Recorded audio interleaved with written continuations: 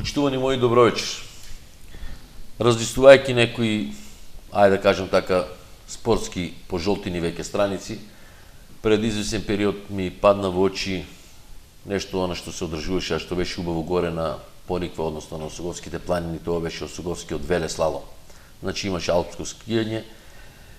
Во Кочини тој спорт беше доста развиен во периодот, за жал се додека не се поставија одредени ски лифтови. И тоа ме натера така да размислувам на таа тема, па затоа во емисијата решив да поканам 20 помлади мои пријатели, драги, кои веднаш прифатија да учествуваат, бидејќи мислам дека тие, освен оние ветераните, се покомпетентни да позборуваат на оваа тема.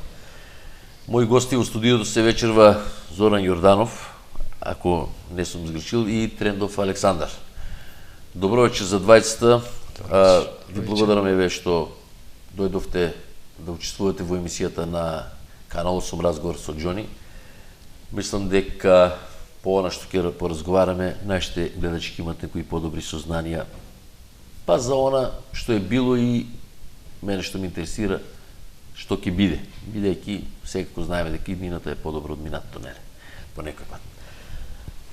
Сакам, реков, пријатно се чувствувате и малку ќе му дадам на мојот соговорник Зоран, најпрво збор, Александар нема да ми замери. Бевте двајцата од една, ајде да кажем, така поголема плејада млади ентузијасти скијачи што скијавте и учествувавте во тие надпревари горе што се одржува. Која беше идејата за заживување на тоа алпско скијање и како вие дојдовте на идеја, мислам, како дојдовте со желба да почнете да се занимавате со тој спорт најпрво? Прво, добро вечер за гледачите на Канал 8 и на вашата емисија. Па, идејата за скијањето. Скијањето во тој период, крајот на 70-тите и почетокот на 80-тите, беше во тогашната држава доста популарно. Во тоа време и развиено доста и во Македонија. Имаше познати скијачи што на ниво на тогашна Југославија беа и репрезентативци. И тоа следење на скијањето нас не наведе да и ние почнеме да се бавиме и тоа доста активно во тоа скијање. Уште од мали нозе деца бевме од 7-8 години, кога веќе почнавме со тоа скијање. Крижа и Рок Петровиќ. Крижа и Рок Петровиќ, Стенмарк и тие плејада наши. Јуре Франко, Попангелов, луѓе што буквално беа наши идоли и смерници кои не водеа цело време во скијањето. Таа желба према скијањето ја почнавме таму на Осогово со луѓе кои се нафатија, бидејќи ние бевме деца, да се заангажираат за нас, да не водат, да не направат скијачи, надпреварувачи.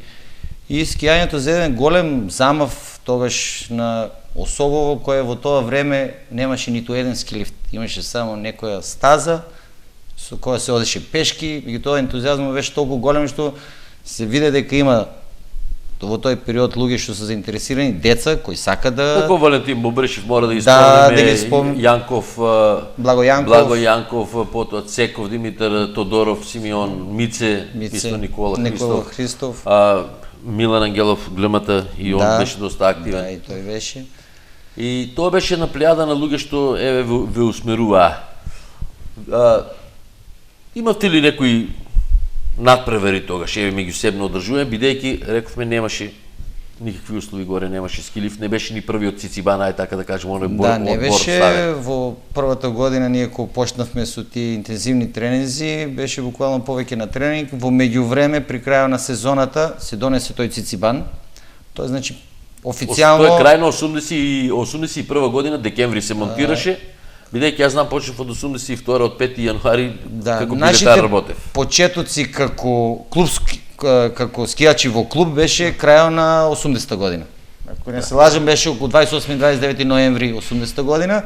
Тогаш почнавме, а првиот надпревар го имавме одма после 2 месеци на 16 јануар 81 година од другата страна на сегашната тројка. Значи покрај пекарата надолу. Тоа беше првиот слалом Осоговски.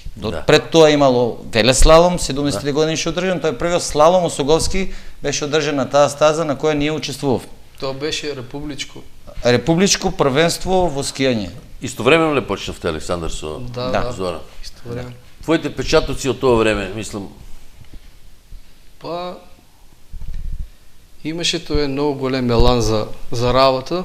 Јас и пред тоа бев со скијањето, со мајка ми, со татко ми, на Маврово, Крушево, на Шапка. Ама тоа беше повеќе рекреативно. Се додека не ме повикаа, кога почнуваше да се формира клуб, повикаа не неколку души, така што млади, да почнеме да се занимаваме со скијање. Ние веќе скијавме, ама не беше тоа организирано. Да. И тоа време се сеќавам, прв пат кога почнавме да тренираме, не беше ни стаза направена, тоа беше некаде под сегашниот аеродром, имаше едно бачило таму од десната страна. Над компирите што ги викат, знаат. Таму прв пат тогава немаше никаква механизација, не беше ни проводен пат, додека можеш да стигнеш со возилото до таму. И таму кога прв пат почнавме да тренираме ние со клуб, тоа беше 80 ноември месец, имаше многу снег овај период баш. Снег. Не можевме да излеземе горе сега дека беше осово, то таму почнавме. Ние бевме едни од помалите. Јас, Тодор Наков, Игор Бобришев.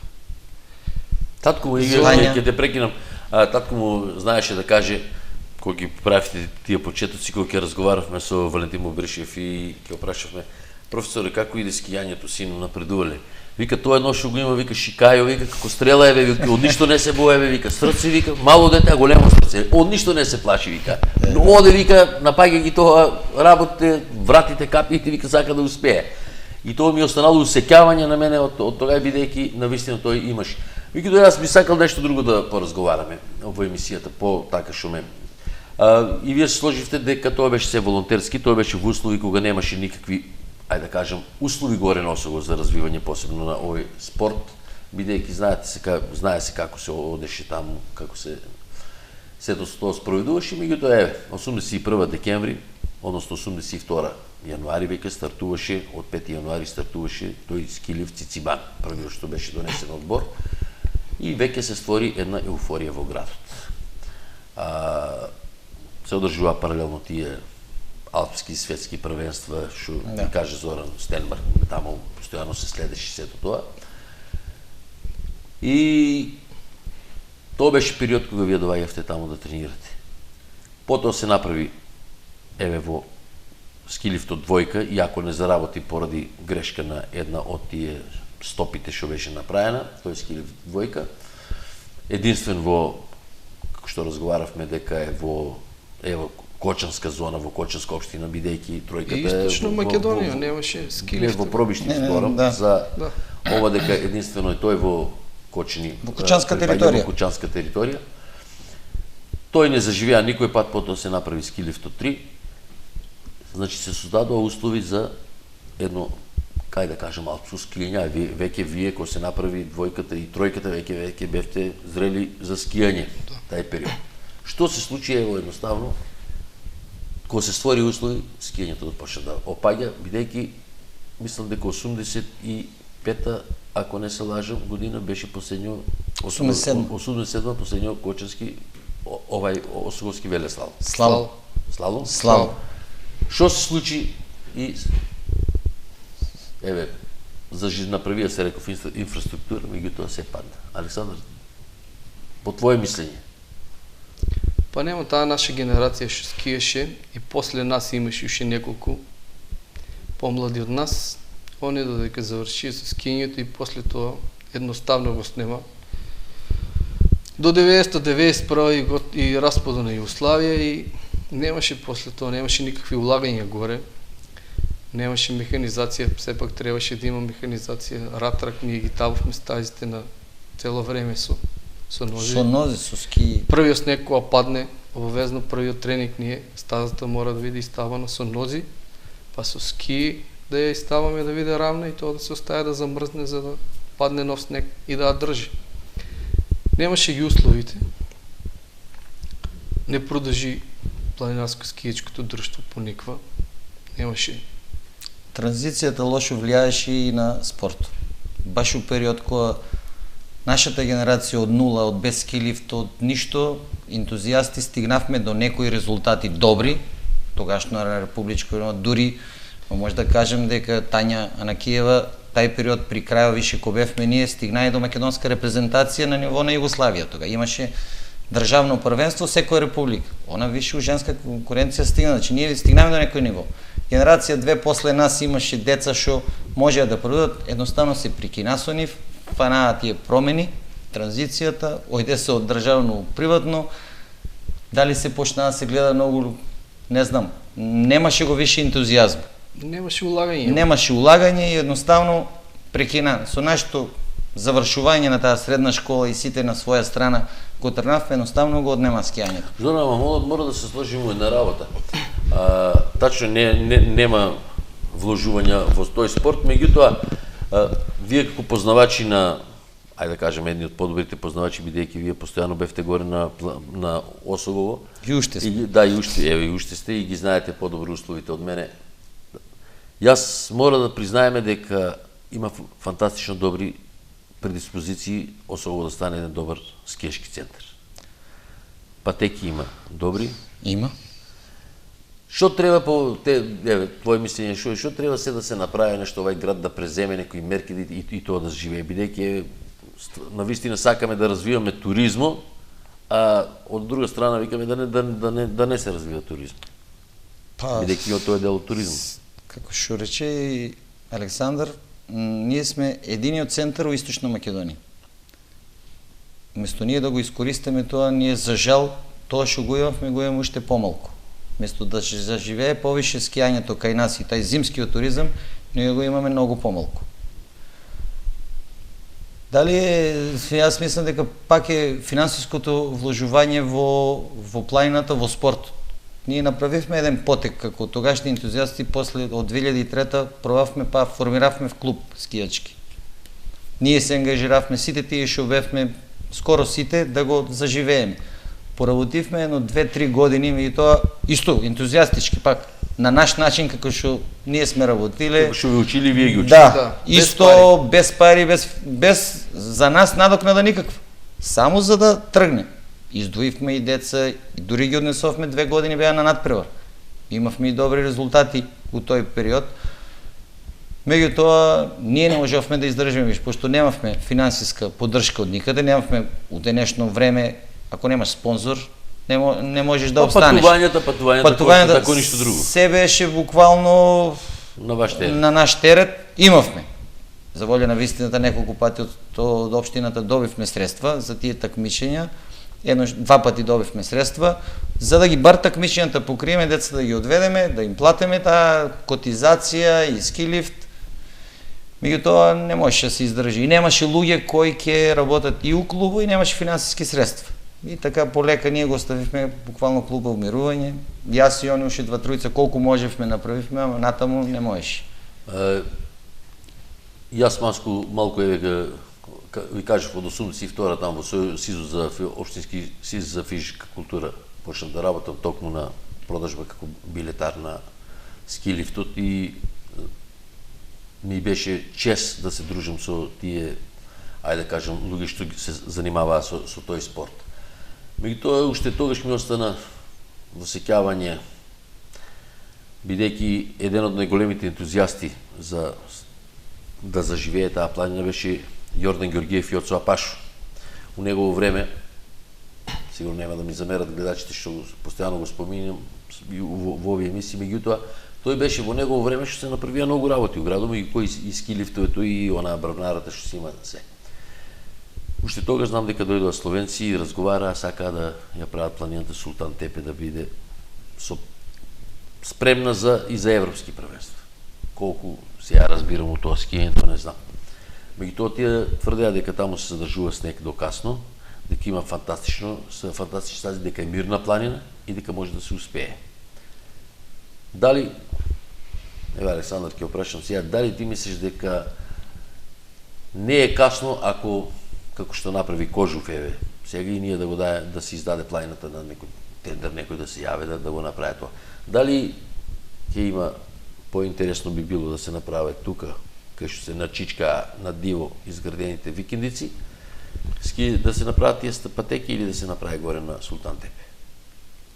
За мене Султано е еден рит, така да кажем, како нема го Македонија. Со многу добри предиспозиции, особено од северна страна. Од кај бугарската? Да. Од северна страна таму има снег до мај месец. Тоа природен снег, а сега плюс со новата технологија со вештачки снег со тие работи, ја мислам дека ќе има скијање таму до крајот на април. Што е за наши услови незамисливо сега.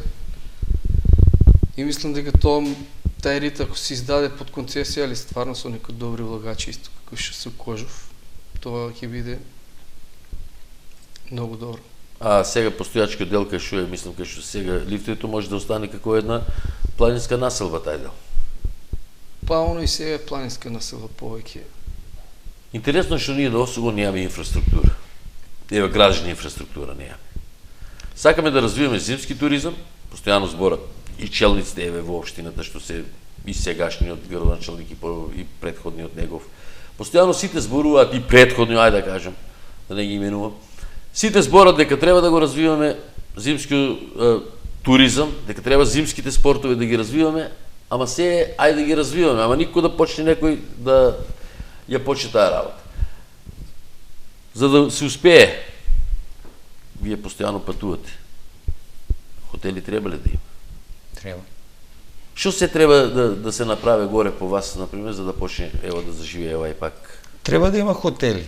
Нешто има горе. Ама ако сакаме да развиваме спорт, прво треба да има стази. Да ги зачуваме постоечките стази што са, а не да ги направиме хотели стазите, нема да имаме спорт. Ќе имаме викенд населба, ќе имаме туризам да се шетат луѓето. А спорт нема да имаме. Значи мора стазите да се искористат. Бар тие што ги имат. Пониква, да се разбереме, пониква нема стази. Местноста пониква нема многу стази. Имаше две, сега има една.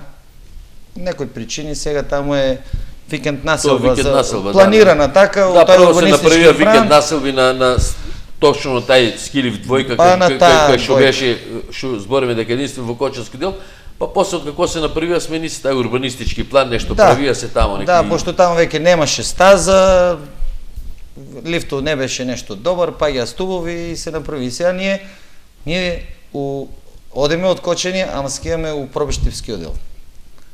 Таму е стазата. Немаме. До некаде и навистина жалосно е што не се направи и тој пленарски дом.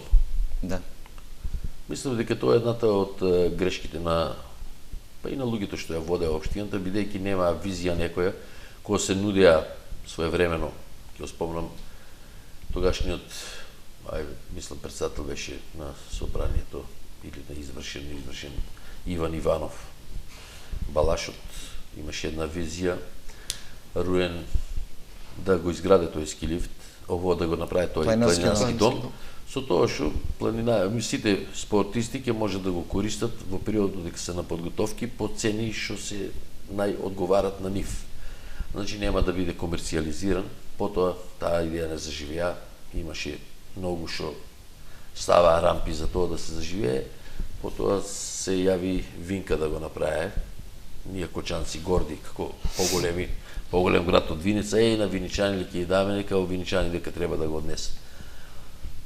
Меѓутоа, ево, јас пак би се навратил на тоа, вашите размислувања, дали има шанса да заживее навистина алпското скијање и се што треба да се направи за да живее. Зборам за алпското. Има за тоа што алпското скијање прво Кочани има традиција. Не само со нас, генерација пред нас, и обновено, и уште еднаш обновено, че има услуги. Имаме, како што речеш, прекрасни стази на Султан Тепе. Тај го има проект од ние, како деца знаеме дека таму ќе се прави, уште не е направено. И вие што рековте, ќе направиме, кај нас се ќе направиме, а ништо не е направено. Се збореме, се уеднина ние, се можеме, ќе направиме. Уште не сме без ке. Има прекрасни стази таму. Има пат, што само треба да се асфалтира можда. Не сум стручен за тоа, меѓутоа има провиен пат, до таму може да се стигне. Има. Ако можеш еден Кожов, од ништо никако да го направат, да некој утврди дека има стази и да го развијат на тај дел скијањето, зашто у Кочани што има традиција да го нема скијањето. Да не продужи скијањето, не да речеме сега да го развиваме у Кочи. Не треба у Кочи само да го продужиме скијањето. Имаме традиција, имаме луѓе што може да работат у скијањето. Што уште се ентузијасти и пак ќе бидат на таа планина. Има услови. Кочи има услови. Само треба проекти што има направени да се искористат и да се инвестира. Дали ќе бидат наши, дали ќе бидат странци. За нас како спортисти, бивши и сегашни рекреативци, небитно е. Битно е да заживее таа планина. Александар, ти дали сега скиеш, кога имаш можност? Па многу поретко сум горе носил. Него? По Бугарија секако? Не, мислам, порано сум бил многу повеќе, сега многу поретко. Особено горе носево. Планината има народ, заваѓат народ. Има народ и од други гради, од Штип, од Виница, проби Штип луѓе многу. Само ја мислам дека треба да се уложи нешто малку, може и со малку да се направи горе, али треба еден добар здрав ски лифт на тројката, да се направи, да се продужи надоле. Стазата е пробиена надоле. Да, има и насрт за тоа, да. Има направено се план. Шумата е исечена, само треба малку да се подрамне тоа, да се дотера и еден инвеститор, ако може да уложи таму еден добар ски лифт или една добра шичара, има таму 1500 метара добра стаза, сигурно, до доле. Да. И ја мислам дека тоа ќе со најефтино нешто што може да помине и ќе има добро ски. И ќе има поголем интерес, секако. Па мислам дека можат и да заживеат овие сместувачките капацитети, бидејќи Осогово се направи повеќе, има сега викендици отколку што има дрвја на Осогово. Понапред, ако пред 20 години немаше ништо. Ајде да кажеме, пред 25 години, освен зградите и овие што се одмараат, што и ова што е брвнарата, ајде да кажем, што ја градеше Смрека Горни град, од Словенија, освен таа брвнара, друго немаше ништо. И оние старите згради што останаа таму, војните, ајде да кажеме. Меѓутоа сега повеќе навистина има викендици и е за мене грозно да се погледне планината како изгледа, да можеш од висина од хеликоптер или од некој авион да се види тоа. Нисколетањето е навистина грозно што изгледа планината, бидејќи нема никаква друга разработена инфраструктура секако. Меѓутоа тоа е работа на други фактори у градот кои треба да се позанимават со тоа дали треба да се направи, дали требаше така да биде или не требаше да биде. Многу наши пријатели изградија таму викендици, не сакам да ги навредам преку ово да кажем, бидејќи секој се снајдуваше како што знаеше, што е нормално. Меѓутоа, еве, за алпското скијање, Зоран, пред емисијата кога разговарахме, ми покажуваше некои слики, имаше некои слики и од неодамна што се одржуваше тука нордиското скијање. Да. Што се случи со тоа, со Георги Георгиев бевте малку активни тогаш? Да, бевме. Не знам Александар само беше, дали учествувал, мислам дека сите бевме во тоа формирање на тај клуб. Сакавме да го вратиме ние алпското скијање. Имаше од други наши пријатели сака преку нордиското, меѓутоа да почнеме како еден клуб со секции за алпско, за нордиско, за сноуборд, сега да ги следиме на модерните трендови. Почнавме со тоа. Прво имавме можност у тај период тогај да организираме на републичко ниво куп во нордиско, што немавме услови за алпско да организираме. За нордиско организиравме една трка, тие се помалу бројни у Македонија, сакавме и тај дел да го развиеме, меѓутоа ние пак се држевме на... Има у Кочи заинтересирани дечиња што исто така се занимават, мислам, со тај. Еве ја... Имаше нордиско деца што се занимава и тоа после мораа да предат други клубови за да продолжат, како Андреј што е Петров, како што е Ана. Да, немаше ни луѓе, пошто ние во Кочи ја можеме луѓе да најдеме да водат, да тренираат деца за алпско, и тоа немаме за нордиско. Не сме ни имале. Ние не сме имали, тоа е спорт што треба да го развиваме, да. Ама алпското е спорт па што го имавме и што можеме одма да го почнеме. Тука ни треба да дојде некој од страна да ни каже што треба да работиме. Така да малку дојдовме у разидување у тај дел, не дека луѓето продолжија да функционираат, мислам, тоа нордиско, исто и они со потешкотии нормално, пошто такво беше времето, не знам сега додека се.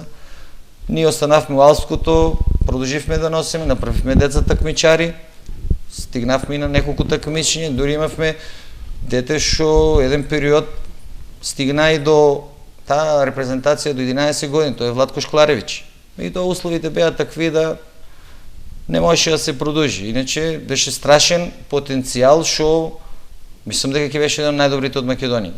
И уште може да видите, дете тој сега 14 години. Он почна да такмичи со 6 години и беше дури чудо за тие таму. Они се плашеа, не го пуштајте детето, стазата е стрмна. А не знаат дека скија детето на таа наша позната тројка што ретко кој скија, поготово дете од 6 или 7 години. И таа е стрмна доста. Да, најстрмна во Македонија е таа стаза, кратка. Она е корисна површина, сега може да се искористи до 650 метра негде, а има нагиб од 45 степени. Таква стаза во Македонија нема. Шапка, Маврово има стварно прекрасни огромни стази, ама ни една стаза нема што нагиб од 45 степени. Дека се одржуваат такмичења. Дека се одржуваат такмичења. Страшна работа. Страшно. И тие стази сега за деца, за овие младите категории до пионери, не дава да се скија на такви стази. И затоа ние не можеме укочиме да организираме на таа стаза такмичење. Сметат ја за опасна стаза. Сметат ја за опасна. Сега додека поставуваше ги наши, ајде да го кажеме, церемонијал мајстор Боби, камерите додека ги поставуваше, сето ова да го гледат нашите гледачи. Неко разговарајќи околу овој спој меѓу нордиско и алпско скијање, остив дека Александар некако малку разочаран да беше и мислам дека причината токму за тај спој што се направи е причината што прекинате вие со алпското скијање. Па секој си влече на своја страна. Ние во алпското, они у нордиското. А чим си еден клуб, финансите се ограничени. Мораме да балансираме. Мора да балансираш и меѓу тоа и меѓу тоа. Немаме, ние стварно може да сакаме да у нордиското, да се бавиме со нордиско. Ама немаме луѓе, немаме тренери. Тренерот е многу важен за нордиското. А ние укочени немаме нордиско. Имале сме секој пат у алпско. Сигурно Ѓоко Диневски нема да се нафате да дојде да работи за Ѓоко джаби, беше селектор. Да, Ѓоко беше колку он е Па Ѓоко се тука да, спремаше за Нагано, се спремаше да, тука. Ѓоко е човек што многу приступачен, дојде да помогне за да почнеме. Ама ја првото интервју со него на планината го направи со еден скијач, првото интервју за вестникот Скок за кој работев таму крајот на 90-те, почеток на 2000-та година. Токму со него го направив и човекот беше воодушевен што нуде Кочанската Осоговските планини, што нуда за нордиско скијање. Има стази. Има стази. Меѓутоа да не се лажеме, мислам ние сме биле некои скијачи, па можеме ние знаеме се за скијањето. Ние не може да се бавиме со нордиско скијање. Не знам, прво не можам да си дозволам да се Никола Христов сакав Мице да го поканам во емисијата, меѓутоа да се бавиме јас и ону со нордиско кој никој пат не сме биле и да кажуваме како е добро. Ама и нема логика. Да имаше луѓе да што се го работиле не е проблем. А за мене има логика. Има прекрасни пред да завршиме емисијата, за мене има логика како бивши, ајде да кажам, учесници у тоа алпско скијање и секој имате ваши потомци што мислам сакате да ги усмерите и у тај спорт доколку заживее, што би им препорачале на одговорните у општината за тај спорт да се развива? Дали да се даде под концесија, дали да се формира клуб, да со мали средства, ваши размислувања. Што треба ние како општина да преземеме за да заживее овај спорт? Треба финансиски средства и клубот да заживее. Луѓе ќе има да работат. Луѓе има. Луѓе има, потенцијал има, поваќе само финансиите. И инфраструктура. Инфраструктурата по себе ќе си дојде, бидејќи ќе има интерес. Јас мислам дека ќе заживее алпското скијање секој, ако добие една добра инекција, тоа е финансии, што кажа Зоран, и мислам дека има шанси луѓето што уште се едни од пионерите во тај спорт, уште ги интересира тај спорт, дека можат да помогнат па и со своји некои пропаганди, така, со ваше здружување да ви помогнат да се оствари. Па и тие луѓе уште се и на планината. Па, Борис Наков, ајде да кажам, Боро Дулето, знаеше стално кој ќе разговарав со него и понапред у некои неврзани и официјални разговори, знаеше стално да каже. Вика, ако сакаш душата да ти биде полна, излезе у недела. Кога не се дела, значи кога не се работи, у недела излезе на планина, вика. И не ти треба повеќе од 3 сати. Само седи, вика, посматрај и доволно ќе ти биде за цела после работна седмица да можеш да работиш. Јас ви благодарам што најдовте можност да дојдете во оваа моја емисија. Ми беше навистина големо задоволство да ве поканам. Немавме многу теми кој знае какви, бидејќи и сами гледате, разговаравме пред дека спортот почне да стане. Меѓутоа навистина ми беше чест што дојдовте во емисијата на Разговор со Џони и што моите гледачи од Канал 8 кои постојано ја следат дека ќе бидат барем колку толку задоволни од она што го слушна, а може би кај некој ќе се јави и желба да сака да помогне да заживи овај спорт. Фала и на вас за поканата. А ние за скијањето секогаш спремни кој да не викне секаде. И во емисија и да помогнеме на планина, ние сме. Ајде вака сега. Да не пророчуваме многу. Сега иде 2012. 2013 година ви посекувам да организирате горе некоја скијешка манифестација, алпско скијање. Надевам се дека ќе биде. Па макар дека биде се и без клуб, со ентузијазам, со се нека се направи, па макар и ветераните нека скијат. Има и ветерани, и пионери, и се. Основно може градско такмичење да се прави без проблем. Без проблем. Без проблем може да го направиме. Ви благодарам уште еднаш што бевте гости во емисија. Почитувани мои, тоа беше со денешните мои гости. Зафативме една тема, ајде малку позастарена, можеби немаше кој знае што да зборуваме за неа повеќе, бидејќи тоа е се некако парцијално ограничено. Меѓутоа, мислам дека вашето внимание го задржавме колку толку. Се надевам дека сепак задоволни сте од она што го слушнавте. Ви благодарам за вашето внимание и ви закажувам повторна средба во истиот термин следниот петок, а до тогаш довидување да сте ми живи и здрави.